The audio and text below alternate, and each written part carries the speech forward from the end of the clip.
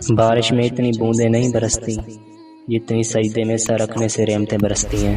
اگر مسجد میں نماز کے دوران پچھلی صف سے بچوں کی آوازیں نہ آئیں تو اگلی نسل کی دین کی فکر کرو۔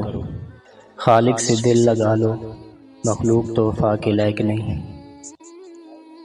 رسول اللہ صلی اللہ علیہ وسلم کا ارشاد مبارک ہے، میں اس شخص کے لیے جنت کے سامنے گھر کی ضمانت دیتا ہوں جس نے حق پر ہوتے ہوئے بھی جھگڑا چھوڑ دیا، اور اس شخص کے لیے جنت کے درمیان میں گھر کا ضامن ہوں جس نے مذاق میں بھی جھوٹ بولنا چھوڑ دیا۔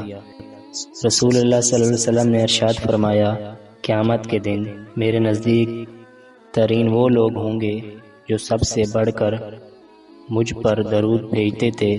کبھی کبھی آپ کی لاکھ کوششوں کے باوجود اللہ آپ کے حالات اس لیے نہیں بدلتا کہ وہ آپ کا دل بدلنا چاہتا ہے۔ ہر رکاوٹ میں کوئی نہ کوئی بہتری چھپی ہوتی ہے، یہ بات اللہ ہی بہتر جانتا ہے۔